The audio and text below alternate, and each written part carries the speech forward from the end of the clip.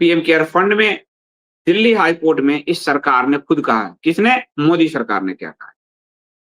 कहा है कि पीएम केयर फंड ना तो भारत के संविधान के अनुसार बना है, ठीक है, ना तो भारत के किसी कानून के अनुसार बना है, ठीक है, ना तो भारत की संसद से पास हुआ है, ठीक है, ना तो भारत के राज्य की किसी विधानसभा से ही पास हुआ है। यानी ये कानूनी नहीं है पीएम केयर फंड, ये एक तरह से अवैध है, इसका कोई कानून नहीं। लेकिन पीएम केयर फंड पर आप ध्यान से देखिए, इसमें राजकीय मोहर लगी हुई है, दिखाओ जरा, राजकीय मोहर लगी हुई है। प्रधानमंत्री कार्यालय का पता है, तो प्रधानमंत्री कोई फंड चला रहे हैं जो देश में गैर कानूनी रूप से बना हुआ है। उस फंड से रिलेटेड सूचना आरटीआई से नहीं दी जाती, क्योंकि ये प्राइम मिनिस्टर का पर्सनल फंड है और प्राइम मिनिस्टर ने कोविड के दौरान लोगों से इसमें पैसे मंगवाए।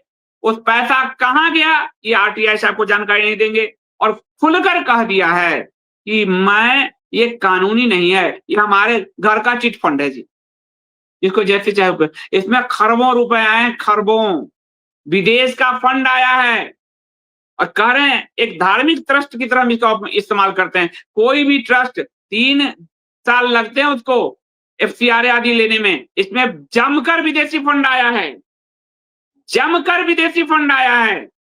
प्रधानमंत्री ऑफिस कंप्रोमाइज, प्रधान जो हमारा राष्ट्रीय चिन्ह कंप्रोमाइज, और खुद कोर्ट में खुलकर कह रहे हैं हम जानकारी नहीं देंगे, ये अवैध है, हमने कानूनी रूप से नहीं बनाया, इसलिए कोई जानकारी नहीं देंगे।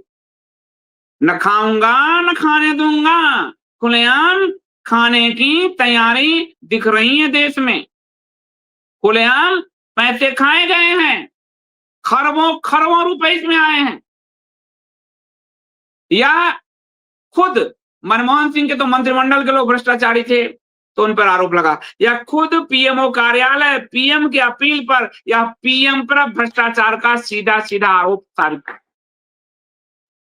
लेकिन न खाऊंगा न खाने दूंगे डायलॉग चलते हैं, यह स्पष्ट तौर पर पीएमओ ऑफिस पर भ्रष्टाचार के बड़े आरोप हैं कि ये पैसा कहां गया, कहां से आया और कहां गया, देश अंधा कानून है, ये किसी को पता नहीं। तो ये फ्लैशबैक में आपको समझाना जरूरी था। आप कहोगे क्यों फ्लैशबैक आज समझा रहे हो?